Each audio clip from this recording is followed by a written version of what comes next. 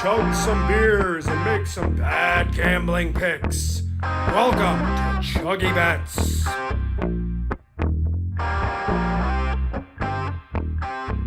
Boo Corrigan. Boo fucking Corrigan is the name of the son of a bitch that has ruined my whole weekend. Who's Boo Corrigan, you may ask? Well, here's an interesting backstory. His father, the senior Boo Corrigan, persuaded Florida State to join the ACC about 35 years ago.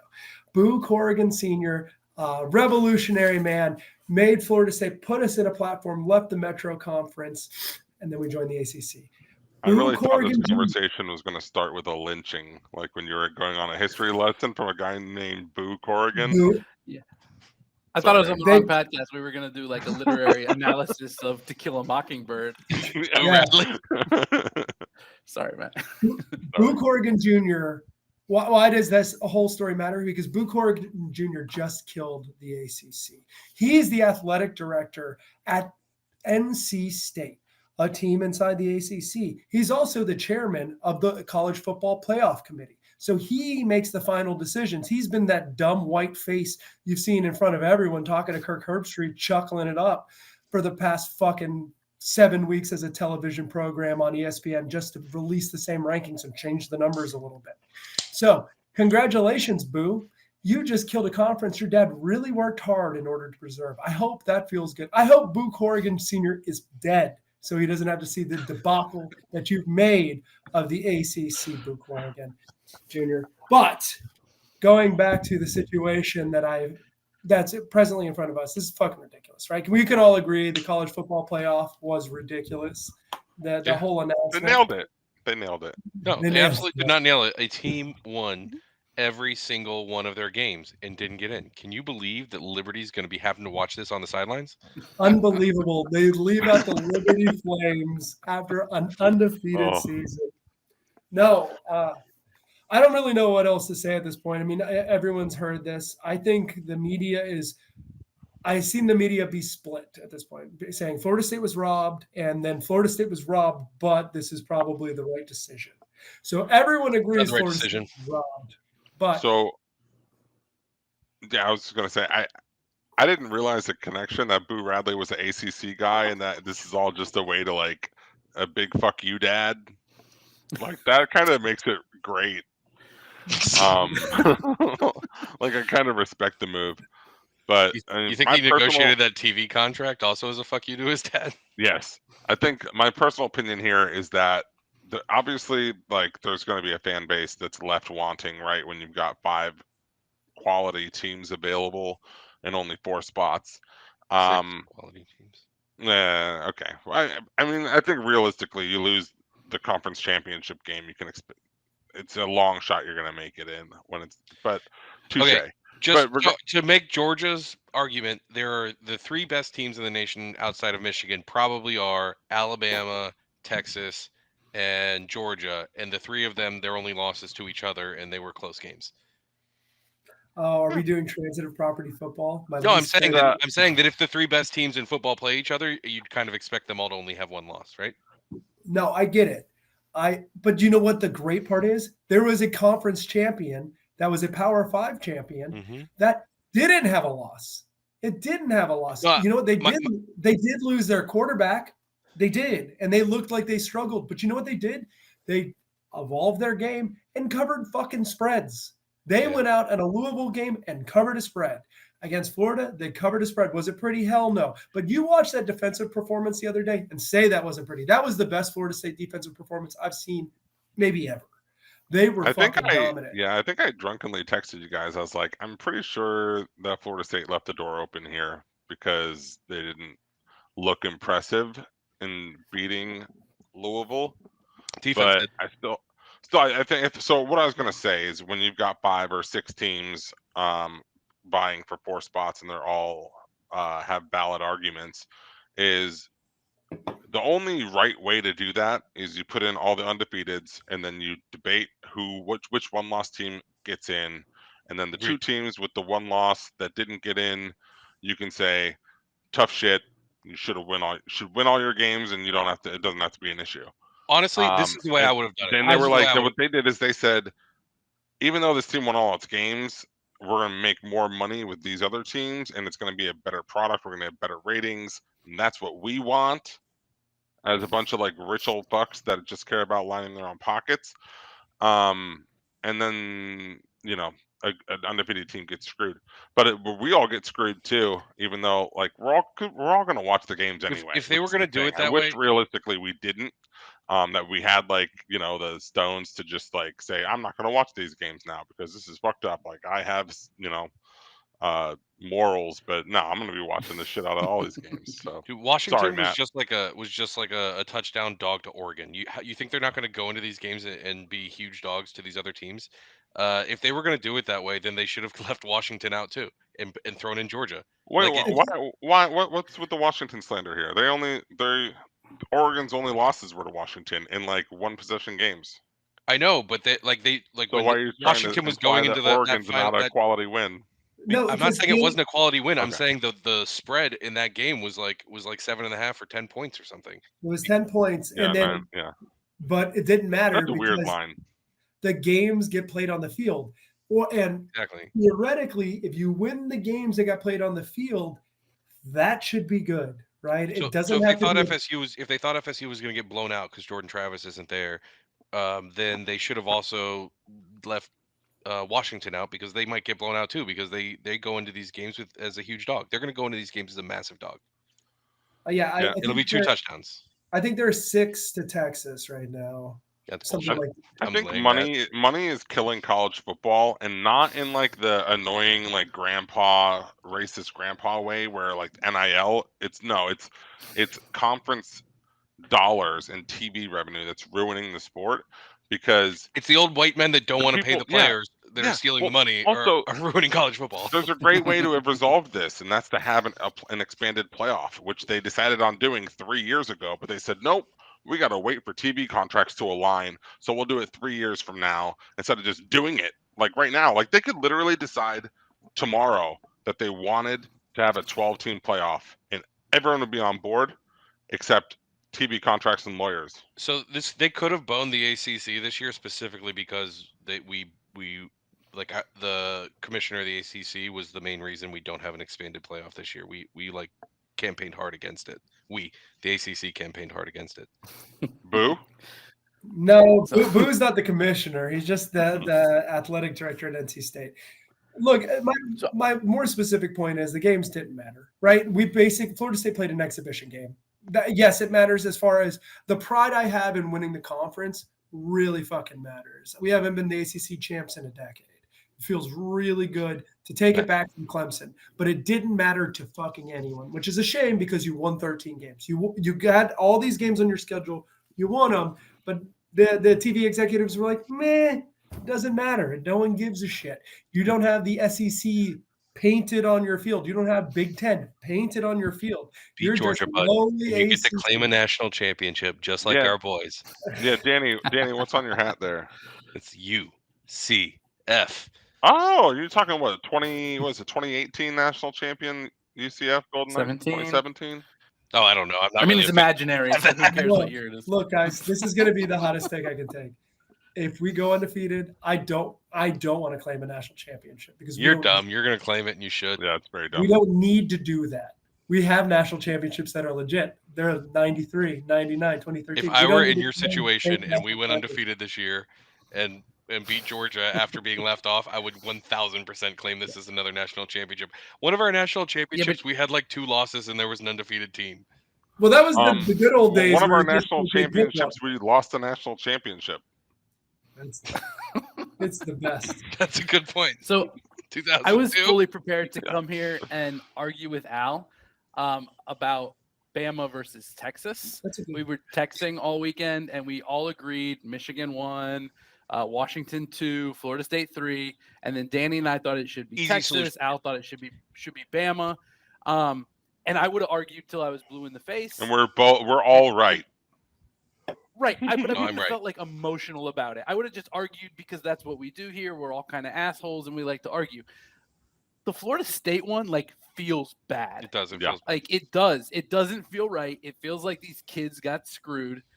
If you're going to take into account the fact that Jordan Travis got hurt, you've also got to take into the fact that Rodemaker is going to be back in a month, right? You can't hold the Glenn Beck performance, and I know it's not Glenn Beck, that's an inside joke. You can't hold the Glenn Beck performance against them because Rodemaker would be back by that time. So like, I feel like they're focusing on one injury, but then the other injury they're saying like, oh no, we're not gonna consider like, that. this is the ultimate team sport. Like Rodemaker looked fine. Like one guy is like that's a total horseshit cop out. It's like if that's the reason that anyone gives, it's because they're too cowardly to say it was because of the money. And Washington's ass without Penix.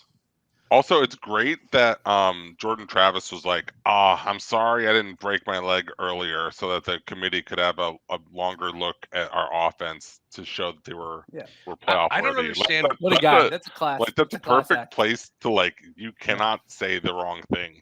Like, there's no wrong way to put it, and to just like lean into like the nice guy move just makes the committee look like so much bigger dicks. It's great. If the committee was trying to do this the right way, there was a very simple solution. A very, very simple solution. You put the 3 undefeated teams in. You look at the other 3 teams. They all played each other, so you can't do that. So you look at who won their conference. That's the next biggest thing, right? 2 of them won their conference, right? Then you look at head-to-head. So you put in Texas. It's that easy. It should be that. It should be that way. It seemed like it. Look, obviously I disagree, but yeah, the logic is sound.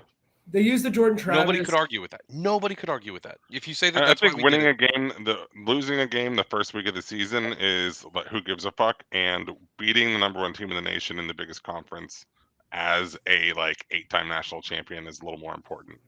But that's we're. But almost losing to hairs doesn't and matter. Both the teams and needing a Hail Mary, a shitty Auburn team at the end of the game doesn't matter. So help me God, if I have to hear. Well, they won, Danny. It's not like they. If you win your games, you get in. But I've heard Alabama's been dominant at the back half of the year. I've heard that argument a lot. That Auburn game should have been lost. That fuck Hugh Freeze. Yeah. I want to put that out there also. If Georgia doesn't fumble the ball inside their own 20 at the end of that game, Alabama doesn't win that game. Yeah, they fumbled that fucking snap, and then the game, and then they got the 3 points out of it or whatever, and that was the difference of the game. So, Matt, I don't know if you're in the right headspace for me to pose this fun hypothetical, but say Bama lost to Auburn and they go in with 2 losses and they beat Georgia. Do you think a 1-loss Georgia gets in? That's a really good question. I think this could be the consolation. Like Florida State will tuck you in at 5. We'll put you in the Orange Bowl. Georgia may have jumped us either way. I look, the ESPN, this is a TV product. It's not a tournament. It's an invitational. And they know where their bread is buttered. Yeah. Florida State, with Jordan Travis, they would probably be fine, right? I think we can all safely assume we would be in the tournament. But they don't want to have another bad TV product like they have for practically the last 10 years they've been doing this. The semifinal games they've always been dog shit except for last year. The reason they can go against precedent here is because they don't have to do another 14 playoff next year. They can change it and be like, well, that was the last year of the 14 playoff. We have new rules next year, brand new sparkly rules. Oh, don't worry about that last year. Who cares about it? We're a 12-team playoff country now. This will never happen again. So that's kind of a good point that they've had dog shit first round games, but like numbers 1 and 2, Clemson and Alabama, or Ohio State and Alabama, or Team A in Alabama, whoever's played in the national or Georgia and Alabama, or whoever it's been, have been significantly better than the rest of the field in the past, which is one of the reasons teams 3 and 4 have really shit the bed against them. And that's just not the case this year. And TCU kind of broke the mold last year. They went into a semifinal game and beat Michigan. Now, the product and national championship game is not good. Like what happened that game was bad for television. It was bad for everyone, right?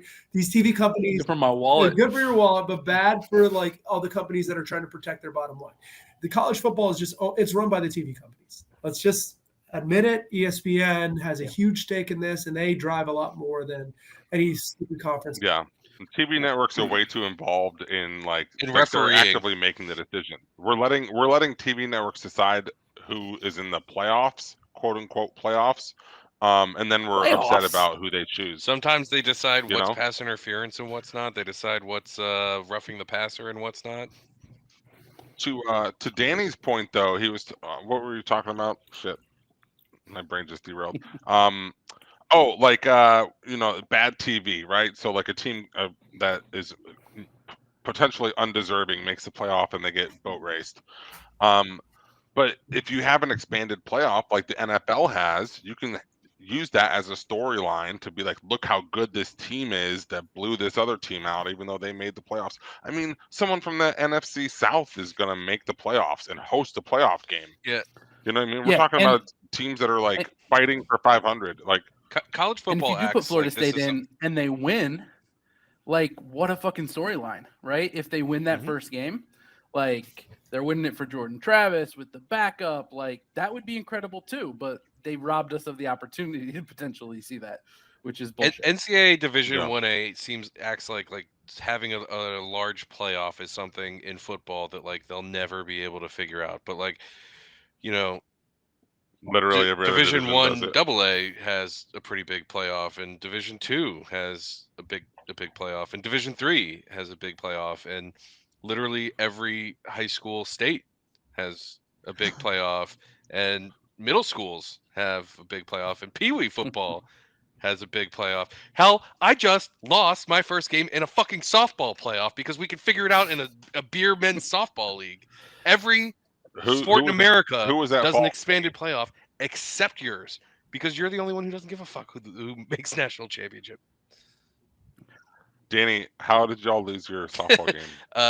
It was a close game. I think it was like 7-5 going into like the fourth inning or something, and then they dropped a 10-burger on us. All right, so it sounds like we all agree Florida State got screwed. So to start the pod, as we always do, we'll chug a beer. This will be in honor of Florida State and Jordan Travis. I'm Andy. That's Danny. Remember that's Matt. That's Al. Cheers. I wish Sunshine was here so he could voice his grief as well. Oh, yeah, that'd be good. Sure, he's disappointed as well. Yep. Nice burp, Al. There it is. Thank you. All right. I did say the F word in my last one. I've been trying to stop saying that. So anytime I say, Millie calls it funkin' because she's been starting to repeat me. Anytime I say that, tell me to take a drink. Okay. Sounds good. Okay. That's a fun game. Speaking of which, let's recap last week before we get into this week. Last week, Danny led the way. Perfect 5-0 record. Best record gets him a chug to give out. We didn't actually give out chuggy bets, but because he went 5-0, he would have won a chuggy bet no matter what he picked. So he gets a chuggy bet. It was the Iowa under. Well. It was the Iowa under. Yeah. So you've got two to give out. Matt was only one behind him, 5-1, pretty good. And then I came in third, 5-2, also pretty good. Al and Sunshine both a little bit below 400, but even with that, you combine the five of us, and we went 500, not 400. Oh, did I say 400? Let me check another. Makes a big difference. We came in 20-12, still pretty good. All right, so Danny, don't forget to give out those chuggies at some point. Hey, Andy, I just want to mention one thing. So, before we get into other topics, I saw, I think Pablo Torre posed this idea, or someone on his show did, of doing promotion relegation in college football instead of like conference. I mean, I think they were saying a little bit different, but like I could envision essentially instead of conferences, you have like tiers, and it's, however many teams you want to assign to 3-5 tiers, whatever it is, and then the top, then you could do like relegation, promotion, playoffs. College football is absolutely the sport in America that promotion and relegation makes the most sense. Would actually work. The guy on Pablo Torre's show was specifically saying that the dissolution of the Pac12 kind of screws his idea, but prior to that, you've got 5 Power 5, 5 Group of 5, and you align them. You like pick a Power 5 to go with a Group of 5, and so the bottom. But that's what I mean. It doesn't matter if you include 5 and vice versa, and so Illinois. But I think it's a way to take power away from the conferences, and instead. The problem is, why would the Power 5 ever agree to that? Why would you ever say, yeah, we're cool with going down and letting somebody have our spot? Because the NCAA would have to like change laws and dissolve conferences. But could you make a I don't know how they do 12-team that. like power conference, like the top 3 from the remaining 4 conferences play up? They play each other, and then the lower 3 get relegated back out, and then like the ACC stays as it is, Big Ten stays as it is. It's the Super League. You could basically make a Super League, and everyone can funnel up and with relegation. Well, I'm saying you don't even need to have common opponents.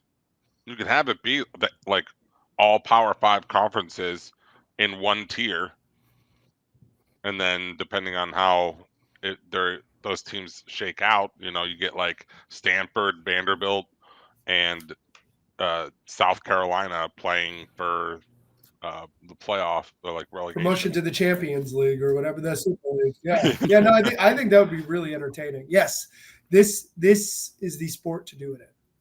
I understand that like the professional leagues are like, no, fuck that, which I echo their sentiment, right? Like it's American sports, everything. Oh, funk that, excuse me. It's like $8 billion to own a team. You're like, I am not getting relegated for $8 billion in America, right? Yeah, if we're bad 3 years in a row, we end up in like Danny's beer softball league. Yeah. The Miami Marlins Playing like are playing with Louisiana. Southern Baptist Boca. Yeah, so I actually like the idea of just having a conference of 20 and just get rid of all of the names of the conference, a conference of 20, and then another tier of a conference of 20, just like English League football. And you play every, I guess if you're only playing 10 games, you can only have a conference of 12. You play every team in your conference, and then you get promoted or relegated. Yeah. Just don't have like actual conferences like that, and that's the way it works. It's just there's no playoff or anything. You get promoted or relegated, and that's the season. And truth be told, this could only be for football, right? Basketball conferences, I think, are good, right? This could just be a football product because football is like a separate product anyways now. Like, no one cares. Yeah. Notre Dame's in the ACC for everything else but football. Like the rules don't have to apply for everything. It could just be a football play. You could actually do it in basketball too, but then still have the March Madness tournament, because basketball you could do kind of like a Premier League thing where you have a basically they play 30 games in basketball, so you could have 15 teams and do a home and home with everybody. And then the reason Premier League, the regular season, works is because everybody plays the same exact schedule, so you can actually crown the regular season champion as the champion, and you don't have to play a second tournament to crown the champion. Yeah, but playoffs are so dope. England should try that. They do. They have the FA Cup. They have 2 cups. Yeah, that's not the same though. They should have to play the Premier League, and then the top 4 teams or top 6 teams should play each other. And then they have the Champions League, which is another tournament like that. Soccer does this really well, having a bunch of different playoff tournaments, and then also having a league that matters a lot. But they could also have more to really win the Premier League. You win the Premier League regular time. MLS has it right. Now, minus the promotion. I'm just messing with you. I agree. I love soccer. Champions League is the best vehicle on it. All right, guys. So we talked a lot about the playoff committee and FSU getting screwed. Does anybody have thoughts on any of the conference championship games themselves? I thought the Pac-12 kind of went out at the top. Like the championship game was awesome. They had a bunch of good teams this year. This might be the best and most exciting the Pac-12 has been in a while.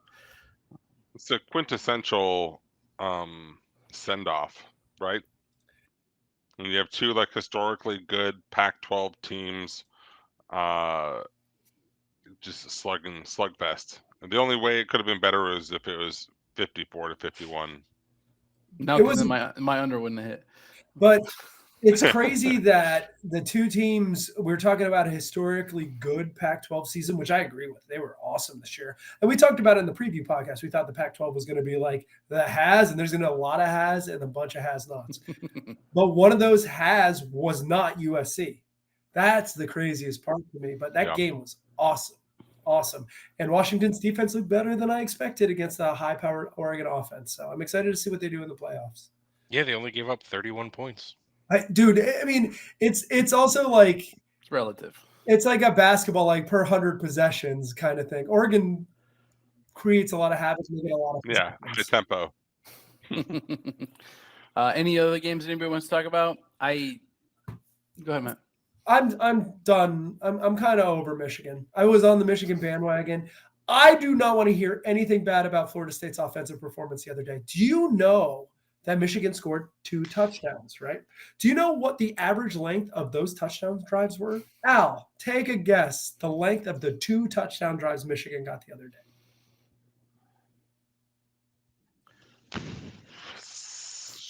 40 7. yards. 7 Yeah. yards was the average turnover. I would like to point something out that everybody was talking a whole lot of shit about FSU's quarterback only throwing for like, what was it, 70 yards? 55 yards. JJ McCarthy only threw for 147 yards. That's not that good. Is that like a shot at me? Or are you being serious? No, I'm being serious. He only threw for 147 yards. They only ran for less than 100 yards. Like they did not have a good offensive output. But that's against a historically good defense, and they were winning by what, like 30? Like they didn't need to throw the ball around. They didn't run the ball well either, though. But they didn't have to. It didn't matter. Like they could have kneeled out the entire fourth quarter, and they would have still won that game. And they essentially did. They ran for 66 yards.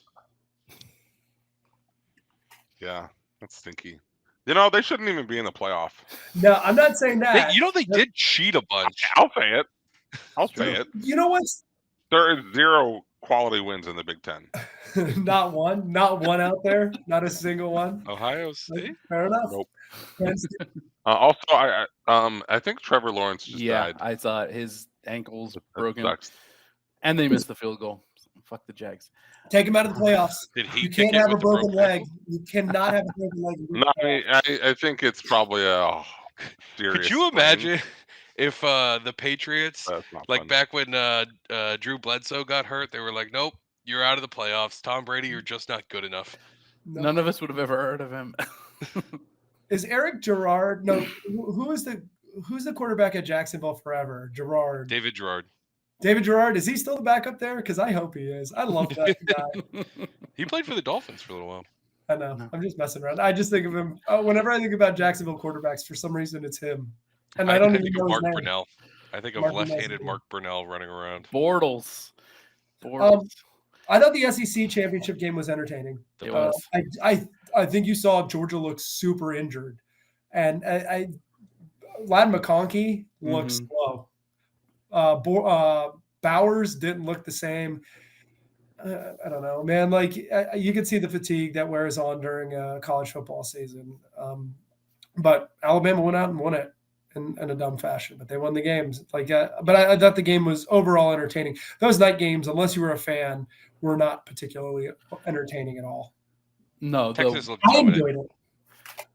The Washington-Oregon game was the best. Game. The SEC game was next best. I enjoyed the SEC game because I never get to bet on Alabama, and it was fun to bet on Alabama and root for like a really good team. Yeah.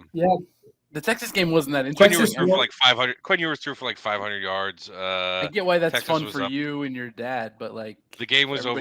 We watched it on the golf course. It was fun. It doesn't move the needle for me, man. I know I keep saying this, but like, yeah, you just not. I'm glad they got in. I think they deserve it, but yeah, Texas looked great. They got better and they sustained that stretch where Malik Murphy was the quarterback when Quinn Ewers was hurt, and they got a little rocky in there. And you see Quinn Ewers back. You knew in the first 6 minutes that game was over. Texas was just gonna pour it on OK State. Yep. I think didn't Michigan open as like 2.5-point favorites on Bama, and it like immediately dropped to 0.5 point? Yeah, or it might have even swung the other way now. I was listening to Bud Elliott. He's like, I expect that to be like a plus 3.5 on Michigan when game time comes. Interesting. Yeah, I wish I hadn't bet Michigan. I think under. Yeah, I think under 26.5. Yeah, fading. Yeah, Bama and Washington are like obvious plays for me, but I mean, we'll get to that someday. For now, anybody watch SMU Tulane or no? I had it on. I was watching a bit of it. I was surprised. I knew SMU's quarterback Stone got hurt, So I was really sweating my plus 4.5 on SMU. And I knew Pratt and Willie Fritz and all the whole thing that Tulane, but Willie Fritz got hired to Houston before the game and is going to take that job. And it showed like Tulane was heartbroken. That's what it looked like. Tulane looked sad out there knowing Willie Fritz, the head coach, was leaving to Houston. It was a weird game, but it was fun. Yeah. You think he told him right before the game? I think the media had announced it, kind of like the rumors. Was it like halftime? I thought that the media picked up on it. I got the ESPN alert during the first half. That's when I texted you guys, and I was like, I hope the Tulane players all check their phones at halftime because that'll be hilarious. I don't know. Yeah, I think Willie Fritz, if we want to talk about that, he's kind of won everywhere, like every lower level. I'm excited to see what he can do in Houston. I mean, I don't know who's good at the Big 12 anymore, right? Texas and Oklahoma are gone. Who is going to be the dominant team? I don't see any reason why it can't be Houston. I know they have oil money in that town. Like, that's not a big conference. Like, that's not a Power 5 conference anymore. No, you don't think so? Not really. It could be UCF. It could be Cincinnati. There. It could be Oklahoma State. There's still some decent schools there, but like BYU. It's not, Kansas State. As long as Chris Kleiman's there, I love Kansas State. It feels a little AACE. So, yeah, exactly. Yeah, they just Andy, do you think the ACC is much better, slightly better, same, or worse than the Big 12? Right? You're nonpartisan here, right? Like, how would you compare the ACC to the Big 12 in this? And we could talk about the money too. At that point. Yeah, I mean, if I'm just comparing like wins next year, like if they played heads up, like a ACC Big 12 challenge kind of deal, or like just their combined records, I would go ACC. Like it's sure. still like by this much, I think. No, like I don't think it's a lot better. I think if you like start at the top and you're like, okay, give me the best team from each, like I'm taking the ACC team, and then as you go down, I think almost all of them you're taking the ACC. No, I think the ACC has a lot of name value, right? Miami, Florida State, Clemson, like those names resonate. But once you get past a certain point, it's all that point that you just said. The Big 12. North Carolina's got cachet. Duke. Virginia Tech has a name, right? Like, but you get to that middle portion, and then the ACC is just trash. Like, that's why I was curious if you had like a thought of like the overall perception of the conference, not necessarily head to head. I mean, to me, just the Big 12 was Texas and Oklahoma, so without them, it's like. I mean, it's gonna have Arizona, Colorado, Utah. I can't. That helps. Cincinnati, UCF. That helps. Daddy Kyle helps. Utah, Kansas State. It's like I'm gonna come just on. Colorado's gonna win that conference. I'm gonna come. Colorado's gonna win that conference. Oklahoma, if not next year, the year after. Oklahoma State's probably the second best team in the ACC. They're not going to win that conference the year after because Prime will be elsewhere. But I'm putting that out there. Florida is firing Billy Napier after this year, and he'll be the head coach of Florida the year after, just to absolutely stab Florida State like even deeper. It's crazy how much he's like distanced himself from that. I don't get it. I wish I would have bet. Well, I don't want to say it. I wish I would have bet Bengals money line. Yes. A little bit of time we get to see who their backup is.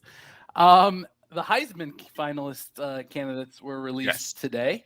It is Penix, Nix, Daniels, and Harvin Marison Jr. I think we all agree on this one. There's consensus. And Jalen Milroe, no? Is it? Or is he not in? I think. Don't they usually have 5? Yeah. Is Milroe the 5th one that I missed? I don't think there's anyone I would think of to add to here. Maybe like a Blake Corum, but like I don't think he's a legitimate option. Honestly, I mean, realistically, if you didn't have to pick 5, I think this is like a 3-horse race anyway. And who are those in your mind? The QBs. Apparently, it's Caesar. Daniels, Nixon, still get Jaden Daniels at plus 180. Everywhere else, he's minus 1,400.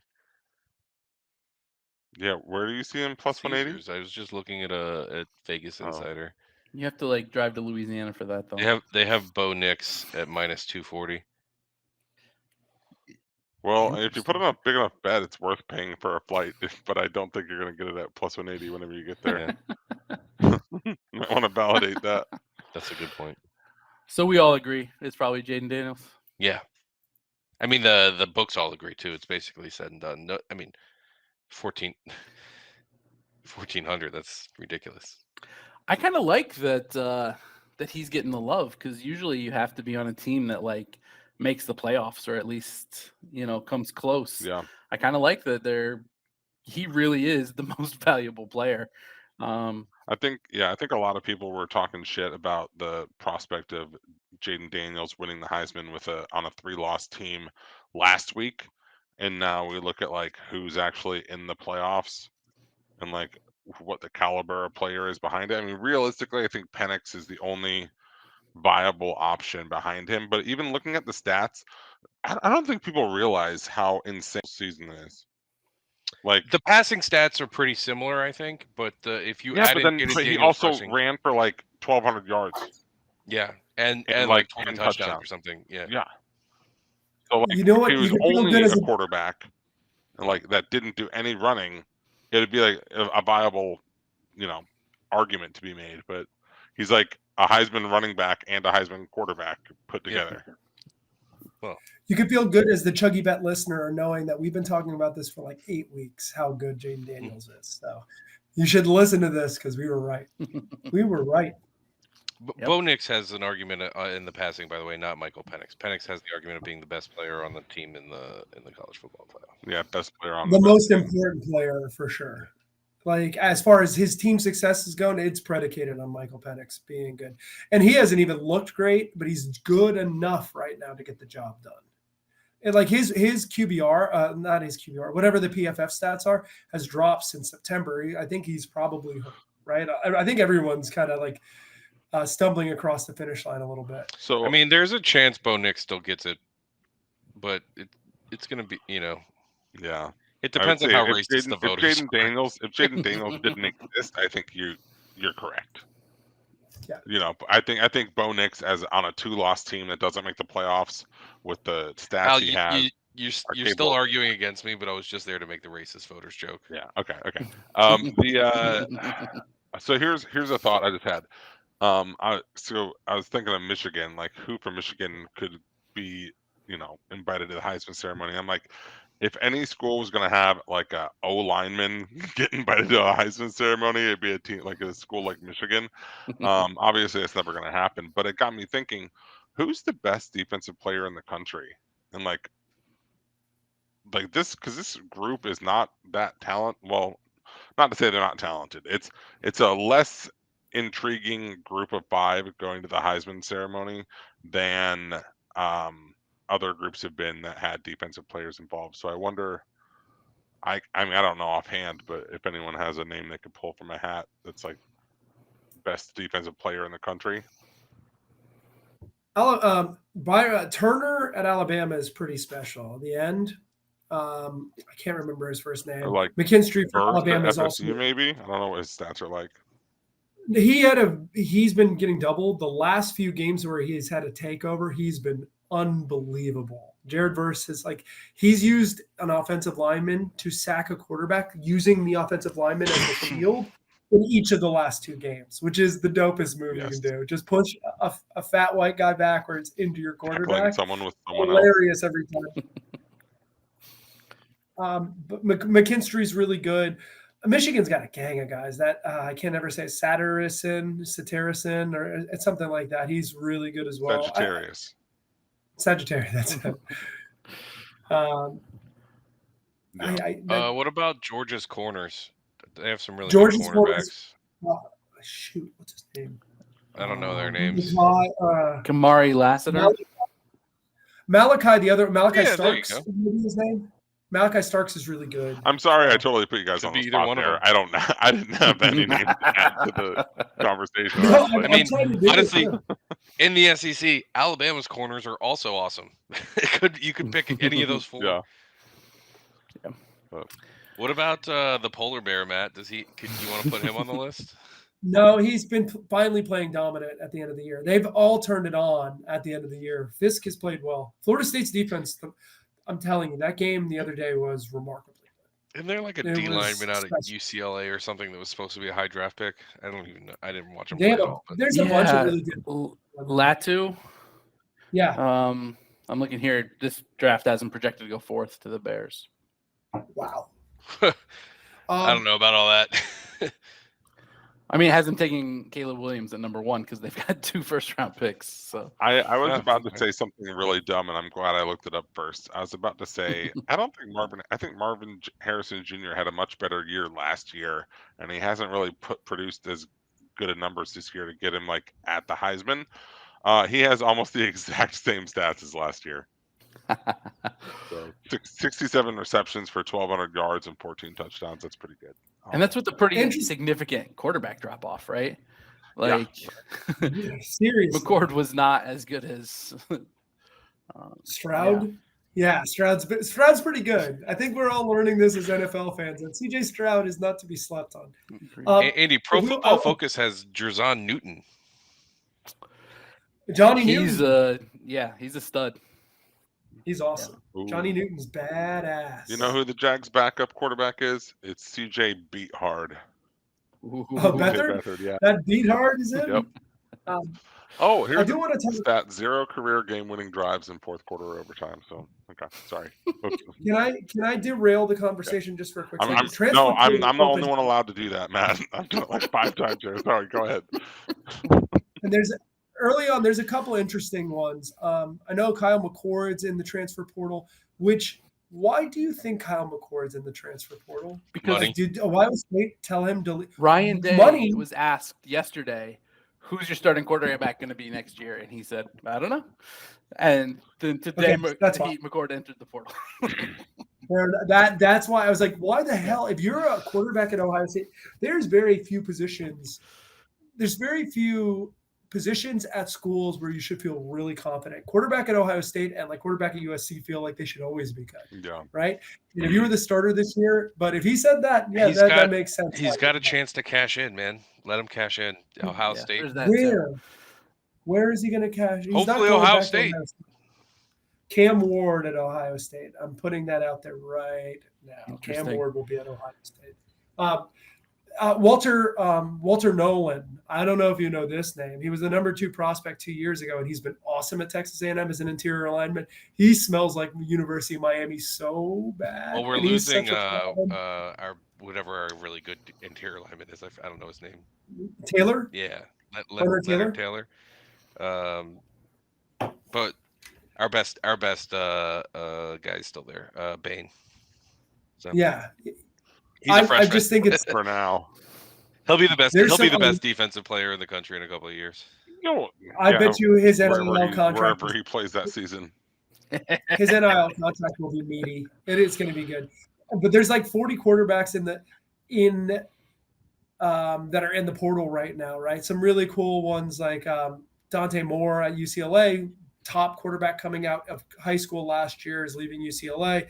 There's some interesting stuff there. Tyler Van Dyke's there. Some bigger names as well. Vandergraft, I don't know if you know that name, Al, the backup at Georgia. Who's like all-world 5-star. I'll be curious to see how this all plays out. But transfer portal's here, and this is crazy season. Now we're getting to silly season. So they're not signing 3-year contracts for their NIL. They're all getting 1-year deals because you never know where they're going to play the next season. They can't lock them in, right, to their tuition stuff. So you can't pay to play, right? So it's like an athletic advertising contract. But I do think you can give them in advance the contract a little bit. Maybe you could play like a year ahead. But you can only transfer once, right? Without penalty, without sitting out. But you can make them recruit you back. Speaking of graduate, Dylan Gabriel, it's another one in the transfer. I forgot that. Yeah, Dylan Gabriel, DJU as well. Mm-hmm. Those are kind of interesting. Dylan Gabriel's the most accomplished guy that's entered, right? He had a lot of success at UCF, and then he was really good at Oklahoma this year. How can DJ or Dylan Gabriel transfer without? They're grad transfers. Okay. Grad transfers. You get another free transfer if you have already graduated. You get a degree. Yeah, which you can actually do in like 3 years in a lot of schools. So. Okay. Yeah, DJ. I think I've heard a lot of rumors of DJU going to Florida State, which I would I'm fine with. Yeah. I know everyone has a negative bias to him. He was pretty good last year. Look at his numbers. Well, I was gonna say Not bad. he is like a Jordan Travis clone. Yeah. So that's a good bit. I would like that very much. I would love Will Howard at Miami. I feel like he makes a lot of sense, the quarterback at Kansas State, just because he is good with his legs, so he can actually run like quarterback dive, which is like Mario's favorite play, just like straight ahead. Like, and he's a good passer, like legitimately a good passer. That's like not a joke. I know I did that as a joke, but he's actually really good. I think he can make a lot of sense there. I know everyone wants Talia Tagovailoa. Who wants him? He's not good. His brother's good. No, he's really good. He's the all-time Big Ten passing leader. He's the reason Maryland's been competitive for the last 2 years. Maryland's as somebody who likes to now? bet on Maryland games because he's playing there, I can tell you he's pretty good. Yeah, he is pretty good. All right, I got a question for you, gentlemen. All of you gentlemen whose teams made a bowl game, go fuck yourselves. Sorry, buddy. Anybody plan to go to a bowl game? Miami's playing in New York, right? The Pinstripe Bowl. That's pretty exciting. That's a fun place to visit. No? Yeah. Listen, I know I was wrong about about the BC game because Miami doesn't play well in the cold, but they definitely don't play well when there's nothing on the line in the cold. So I would hammer. They play Rutgers, right? Hammer Rutgers. Take the points. All right. Well, then, Matt, your team is playing in our backyard. Any thoughts about going to the game? I'm likely going to go. I'm going to see what the ticket prices are. Every time they're down here, I try to go to a game. I don't get to go up there too often because it's literally not impossible. It's a 7-hour drive, but that's really hard to do on a work weekend. Really, and there's not really expensive flight. Yeah, like the flights are crazy expensive. So I will probably make an opportunity. I think Sunshine and I are already in conversation to go to a game. Nice. To go to this game. I may join you guys. Let's go. I know I mentioned DJ Uyunglele and Jordan Travis being clones. I just looked at their stats and they're like literally identical. They're like are they? 100 yards separate them on passing and 1 touchdown. And like 50 yards separate them on rushing yards and 1 touchdown.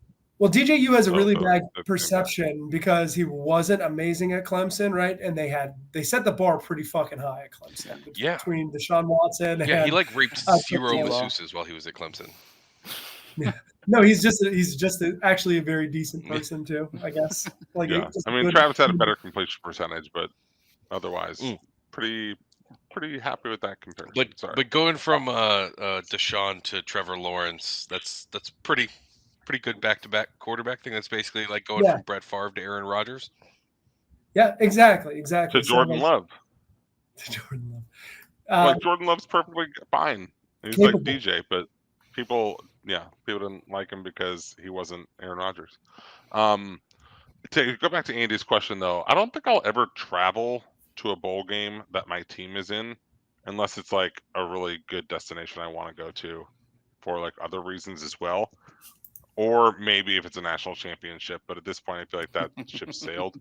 But I would go to whatever bowl game ends up here. It's always the Tax Slayer Gator Bowl or whatever they want to call it. I don't know what that matchup is. It's usually a Big Ten and a SEC Gator Bowl is Clemson, Kentucky. Clemson, what was the other one you said?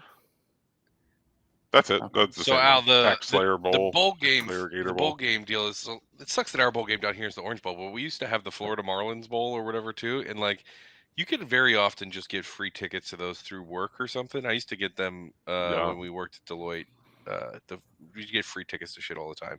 And if you can get free tickets to a game, I'll definitely go. To basically, I mean, we still go to the FAU Bowl, the one in FAU, the Boca Bowl. Missy just goes and volunteers in the morning, which she would do anyway. And then we go to the first half of the game, bring the girls in. It's fun.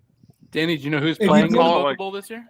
That's a good game. I'm actually like the Bada Bing Boca Bowl or something. What is it called? It's this year. It's not the Bing Cherry or the some energy drink. Bing Cherry.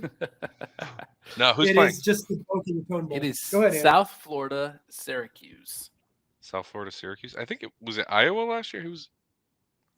I don't remember. I don't know. It was a good game last year. There was a quarterback that that was fun to watch. Pretty good too. Like they're surprisingly good, and Syracuse is like a name. So like that's. It's not terrible. It sounds like the makings of a bowl game that's going to have a wacky finish. It does. Can I ask a broader question about bowls in general? Sorry, I know I'm going on a diatribe here. What do you think happens to bowl games when the 12-team playoff starts? Do you think bowl games are still going to exist in the same capacity? Because you're kind of stealing like all the top bowl games. No, they're just all going to be part of it now. Yeah, all the bowls. Any bowl after Christmas is going to be like a playoff or what? Right, like something like that. Because the 5 through 8 teams are going to have a home game, I believe. Oh, which they should have. They should have moved it to one of the bowl sites, and basically kept the 6 bowl sites, because then you could do the semifinals and then play the national championship, whoever bids it. Well, just add more 5-win teams. You think? Look, I'll watch them, right? Because I'm going to bet them. But no one needs. We need less bowl games. There's too many. Bowl games. Listen, the TV networks say you're going to watch this dog shit and you're going to like it. Exactly. All we're doing is feeding ESPN more power to make terrible decisions. Just let every team play a bowl game. Who needs to make postseason? I think they're just going to. I think they're going to brand these home games in the playoffs. Oh, for sure. And like maybe they'll do it like the NBA playoffs, where they make the field look absolutely ridiculous. Or they'll just or the teams that are losing quality teams from bowl matchups will have an opportunity to sponsor these playoff games first or something. Let like the 9-win teams from Division II that didn't get into the playoff play in bowl games. Yeah, actually, that would be great to have like the D2 champions play like SEC bottom feeders. They would get killed so bad. It would be. I don't know. Oh, buddy, it would be bad. No, I'm not. Only I'm one not team saying would care to have them that game. play SEC bottom feeders, but like, what is the 5-win team that was going to get in? You know. Yeah. I'm curious to see if bowl. I think you'll see a reduction in bowl games a little bit, because there's too many now, and now you're going to be taking a lot of the powerful ones away. I'm just curious to see how that rotation works in the future. Matt, if you say that there are too many again, I'm going to mute you. That's your warning. I won't say that. Can we talk about our favorite bowl games coming up? Because there's a real doozy that I love. Yeah, go for it. Ooh, yeah. I know. We can go. I guess we should talk about. Oh no, let's talk about favorite matchups. There is a great game. Let me see exactly what the bowl is. It is the Alamo Bowl, which is always an awesome bowl. And it's Arizona, surprisingly good Arizona and Jed Fitch, facing Oklahoma. Oh, you may be saying, Oklahoma doesn't have Dylan Gabriel anymore. They have Jackson Arnold, who Oklahoma was very much okay with Dylan Gabriel leaving. Let me put it that way. They were okay with him leaving because they believe very highly in Jackson Arnold. I think this game is going to be fun. I think this is going to have 70 points. Alamo Bowls are always dumb. They're played inside. It's going to be a great game. That's the game I'm most looking forward to. Is like the regular bowl season. Of course, Florida State, Georgia, and the Orange Bowl. But I'm saying I don't know who will even be playing in Florida State, Georgia. I don't think Keon Coleman. I don't think Johnny Wilson. I doubt Jared Verse will be playing. Like, who knows is playing in that game. Matt, you inspired me here. This is a great topic. Everyone pick your favorite, like, not crucial bowl game, like your favorite, like, midday, weekday bowl game. Because mine is the Cure Bowl, December 16th. It's one of the first bowl games. Literally, like, it kicks off an hour after. I was just going to say this one. Miami, Ohio, and App State. Can you believe Miami of Ohio went 11-2, and one of those losses was to Miami of Florida, which is what we should start calling us in college football? They should just be Miami, and we should be Miami of Florida. No, we should consolidate and just make one Miami. Wow. There's probably they would disagree because we would have too many losses. A TV contract. Yeah, true. Yeah, they're too good for you. We'll just trade spots. Our school's bad. We deserve to be in Ohio. Their school's good. They deserve to be in Florida. If Miami was playing in that game, we could replace either team, and I bet we'd lose. Yeah. Andy, you have any of these matchups you like? Yeah, I've got two. One is kind of cheating, so I like that they're letting Florida State play Georgia because I think it'd be awesome if Florida State beats them, and then it's even more like, see, like you fucked up. Unfortunately, I don't know that that's going to happen, but I don't see that going that way. But well, yeah, not if all their best players are sitting out. The other one is Utah Northwestern. We all thought Northwestern was going to be lucky to win 1 or 2 games, and they're bowling.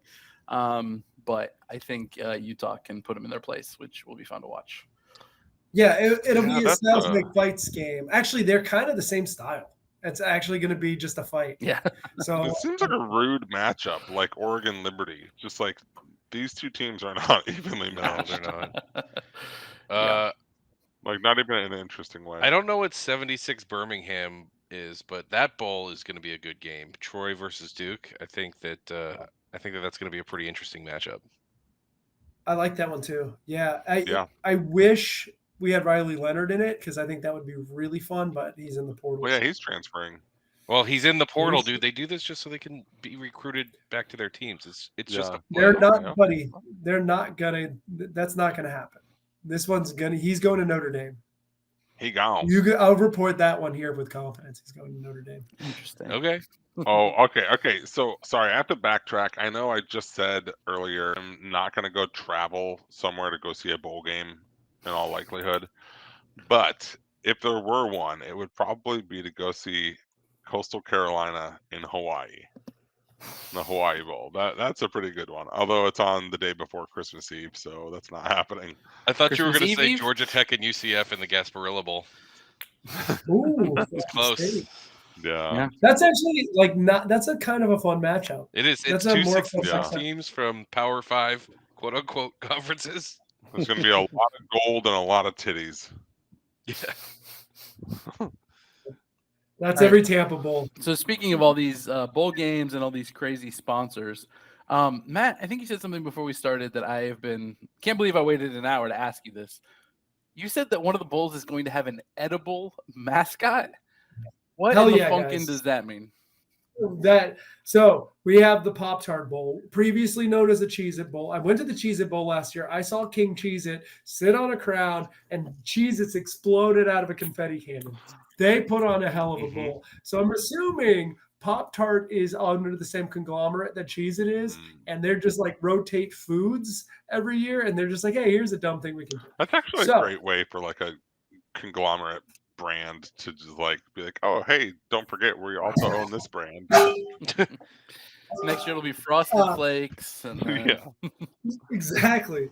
North Carolina, Kansas State's not a bad bowl game either. Like I am intrigued by that game. That's one of the games I'm. You mean more NC State because North Carolina's playing West Virginia in the Duke's Mayo Bowl. I'm sorry, NC State. Pardon me. Oh, Yeah, sorry. I was typo, looking at it on it. Either way, I like NC State as well. So they have an edible mascot. I ask you this. Is the edible mascot going to be a person inside of an actual Pop-Tart? Like, is he going to be right? Technically, also, then who eats people it? are edible. Save the taint for me. The fourth quarter only, please. That's Get extra tainty. And it better be hot out. Or are they gonna just like roll out a giant Pop-Tart? And if they roll out a giant Pop-Tart, is that actually a mascot? No. You can't have right? There has to be a person involved. There has to be a soul involved. It could be like a raccoon inside it, but raccoons don't have souls, first. Okay. Second, I don't think it has to have a soul involved. If they brought out like an animatronic Pop-Tart, I'd be cool with that. It's got to move, to me, is the key. It's got to be sentient. It's got to be just sentient. laying there. No. You got get ChatGPT or Watson involved, and then I'm on board. It's sentient Pop-Tart. Do you guys? I just love I'm just picturing like a Terminator, like a Pop-Tart Terminator. It just you left it in the toaster too long and take a bite, and that's how it kills everybody by burning their mouths. It's frosting like it's blown away by like a nuclear winter. Pop T 1000. What flavor of the Pop-Tart would you want the human being to sentient? It's gotta be like a wild berry or something, or like strawberry. You think wild berry? Wild berry's very sick. Yeah. It's not going to be brown sugar. That one never gets too hot. I'm partial to the brown sugar and the chocolate ones. Those are really good, but I don't think it's going to be plain strawberry. It's going to be like plain strawberry, no frosting. Oh, it's got gonna be frosting. It's gonna have like a fake frosting, but it's gonna be edible. Oh my God! Someone's gonna wear frosting in Florida. They're gonna be like melted hot in sugar. I don't know how this thing is gonna work. So there better be a. I'm more human being. concerned about the filling than I am the frosting. Stay tuned to ChuggieBets, your number one source for information on the living, edible, soulless Pop-Tart. I'm just so excited to see what this is. We should probably There's no talk way about it doesn't disappoint, right?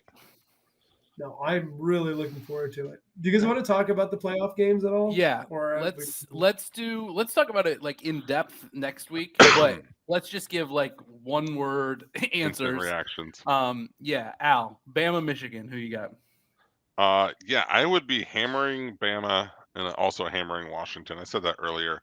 These lines, I don't know why they're where they are. I think Washington's going to win by double digits. I think Bama's going to win by a touchdown. That's it. Matt, what do you got? I think Texas is the easiest play here. I would lay up to 6.5. Texas's defense is good. Washington's going to learn today. Like as far as they're going to learn. Yeah, as far as how good their defensive line is. If Penix, so here's the biggest benefit. Penix is going to get healthier, which is good, right? He's gonna get his health back because he doesn't look the same. So he's got a month off. Hopefully he gets back in his own. But I just think Texas can be as good as Washington on offense, and they are much better on defense. Yeah. Texas's wide receivers are way too big for anybody in Washington's secondary. No, Washington has good corners, but they're not big. So Texas's receivers are going to be too big for them, I think. This is a premier wide receiver battles. Like you have Worthy and A.D. Thomas versus McMillan and Roma Dunza. Those are Sunday players. Yeah. So you got Sunday players all over this side of the field. It's going to be the wide receivers. Texas's wide receivers made Alabama's corners look players. So yeah, they're because they're really Washington had really good players like 3 years ago. What's up? I said Washington had really good players like 3 years ago. I'm just talking about things that are equally as relevant as things that happened 3 months ago. So Danny, who are you saying in Texas, Washington? Texas. Matt, you said Texas. Al said Washington. Yeah. I'm going Washington too. I think the line's up to like 6 now. If you can give me Washington with points, I'm taking it. And then Al, what did you say in Bama, Michigan? Lay it with Bama. Take the points with Bama, whatever you're getting. Matt? I don't know. I probably bet the under. Under 45.5. That's where I'm at too. I'm right on. Matt and I are like 45.5 is kind of low right now. But yeah. Right. And then Danny, Bama, Michigan, just the under 45.5. Okay. Yeah. Al, national champion. Ugh, Bama. Matt. Texas, the Longhorns, take it home. Danny. I'd like to see Quinn Ewers do it. I guess, yeah. I'm gonna go Michigan. Hey, I reserve the right to change my picks if yes, Quinn Ewers shows up with a mullet. Well, yeah, let's put that on the front end. This is got very a month early. to grow one. Oh yeah. We'll get better intel and we'll see some better numbers and we'll make better decisions. But that's how I feel right now if I had to make a decision. Yeah, which is perfect. I think that Michigan line's going to move, so I might lay that 1.5 now and just. Well, I think it's going to Alabama. I laid the 1.5 and it's moving the other way. I think you can get it at like a pick or Michigan +1 right now. So, which normally it's a good idea to wait to bet bowl games. Other people will opt out. Other people will enter the transfer portal. So wait to bet these bowl games. I don't usually wait on the playoff games because nobody's opting out of those. But it does seem like you got a good read on a school in particular that you think they're eager to win this game and their guys aren't going to be leaving or sitting out, then you could pounce on it now. Yeah. But yeah. I'm still surprised why Alabama is fading to the favorite here. I know I don't think Michigan's offense is very good. I think Bama's defense is going to shut down their running game, and then I don't see how Michigan scores much. I don't think Bama's defense is particularly good. I know their front four is good. Yeah. And I know they have a great safety. But you're going to get a weird challenge with Michigan because they have the offensive line to kind of – they're one of the rare teams that can push around a good defense, right? That Iowa game outside of that, but they didn't need to do anything against Iowa. They just had to – You've also got Saban with a month to prepare. I know it's Harbaugh too, but like Saban is like unstoppable in these situations. That's true. That's true. All right. Last thing before we get out of here, there is an actual football game this week. The technical last game of the regular season. It is the Army-Navy game, or technically the Navy-Army game this year, I guess. Who's got plays in this one?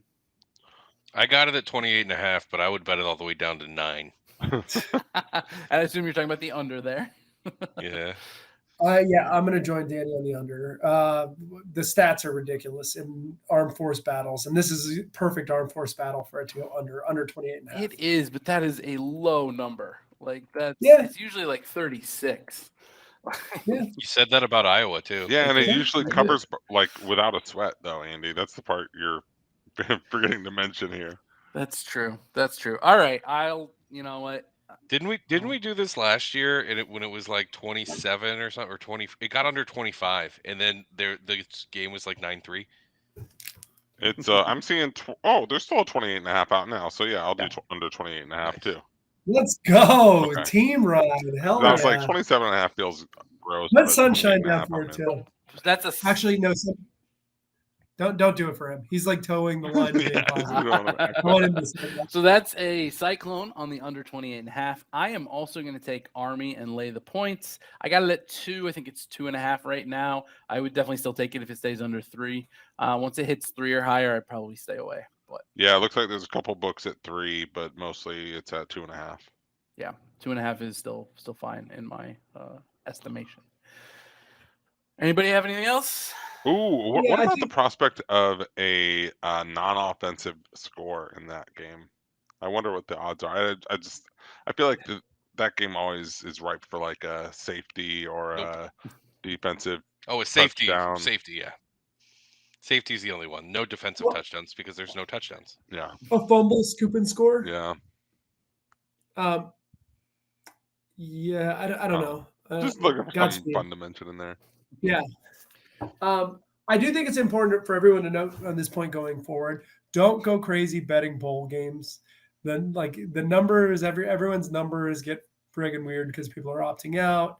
You can maximize like a lot of your power ratings for the playoff games, but the rest of them, let's see where you're going to end up because things you don't expect are going to change. Like nothing's going to stay what you. It is bet, but don't go crazy.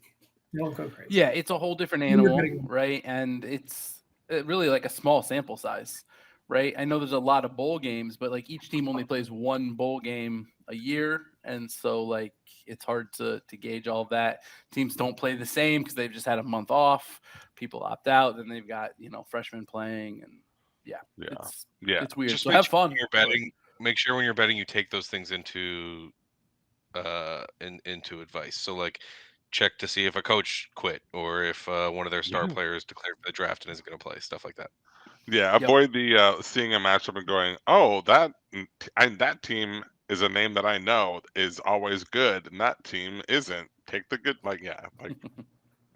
and save enough money to follow our NFL picks because as decent as we are in college, we have been incredible in the NFL, and a lot of it is Al. I think he's 30 games over 500, which is I'm having my insane. second losing week of the season currently. I think I'm gonna go. Don't worry, Matt picked you up. Matt picked you up, bud. He's 5-1 this week. But 30 games over. That's insane. That's insane. Yeah. That's like Billy Walters would kill to be 30 games over. So Billy Walters probably has killed. I do. I also think it's important to note, guys. I know we were petitioning for it. James Madison into a bowl game. Way to go, Dukes. Go Dukes. Hell yeah. Oh, did they? James Madison. Al, drink a beer, by the way. What was it, the playoffs that they weren't allowed into? They weren't allowed into this unless there weren't enough 6-win teams. And then if there weren't enough 6-win teams, then a bowl was allowed to select them instead of going to a 5-win team. They are. Al, I said drink a beer. Armed Forces Bowl against Air Force. Actually, sign me up for that game. That's very fun. Yeah. Over. Over. No, that's not a good idea. James Madison's defense is really good. Air Force Under. fell off in the second half of the year too. They did. We were talking big about Air Force, and they kind of stumbled. Yeah. All right, boys. It's been fun. Thanks for hanging out with us. Come back for our NFL pod where we are incredible, as I already said once. And good night, Joey. Also, Danny, you might have jinxed the Jags here when you mentioned how there were no teams that had tied this year. Because we're pretty close to a tie situation. I think Yeah. 3 minutes left in overtime. Good night, guys. Good night, Alice and Matt. Good night, Tyler. Good night, Steve. I can't.